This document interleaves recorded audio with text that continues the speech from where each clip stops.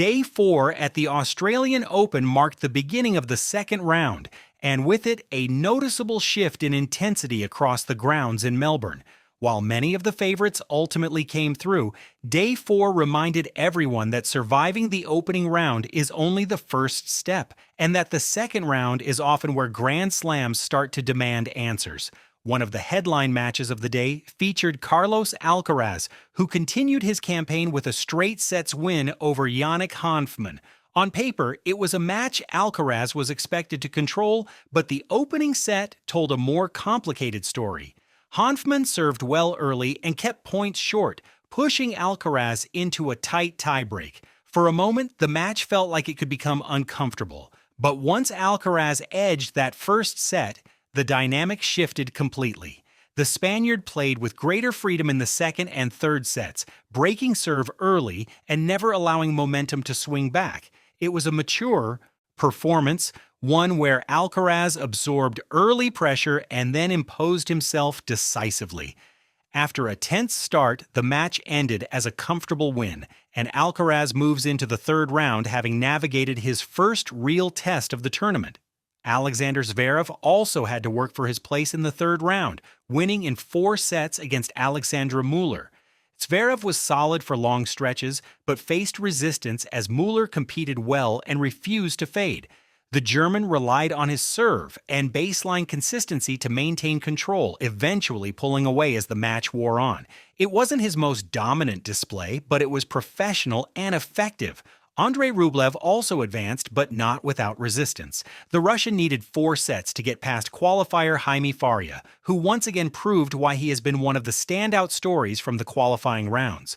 Faria played with nothing to lose, swinging freely and refusing to be overwhelmed by the occasion. Rublev, meanwhile, had to work for his win, especially in the early stages, where Faria's energy and shot-making kept the match competitive.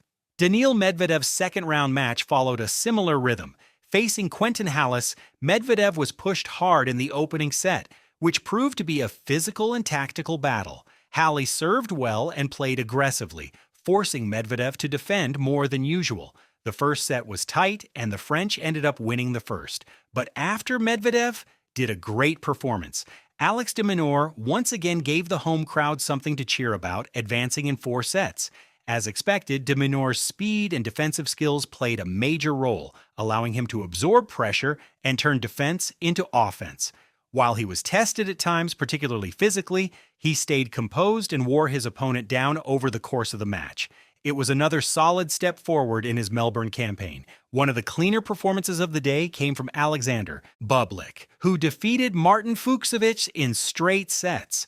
Bublik played one of his more disciplined matches, combining his natural creativity with improved shot selection. He served well, took the ball early, and controlled key moments without unnecessary risks. It was a strong showing from Bublik and a reminder of how dangerous he can be when fully focused. One of the most physically demanding matches of the day saw Alejandro Davidovich Fokina survive a 5-set battle against Riley Opelka. As always, facing Opelka on a hard court presents a unique challenge. The American's serve dominated large portions of the match, shortening points and placing constant pressure on Davidovich's return games.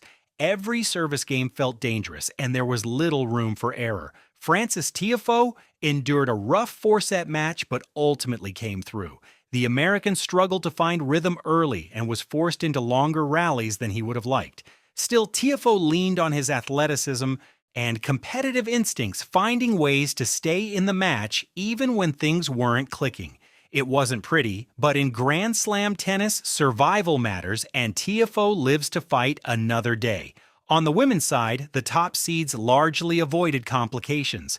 Aryna Sabalenka delivered a comfortable straight sets win over qualifier Bai, imposing herself from the opening games. Sabalenka's power off the ground and on serve left little room for resistance, and she never allowed the match to become competitive. It was a clean, confident performance that underlined her status as one of the main contenders. Elina Svitolina also moved through her second-round match without dropping a set, defeating another qualifier with control and composure. Svitolina relied on her consistency and defensive skills, absorbing pressure and waiting patiently for openings. While the match lacked drama, it was an important step forward as she continues to build rhythm in Melbourne.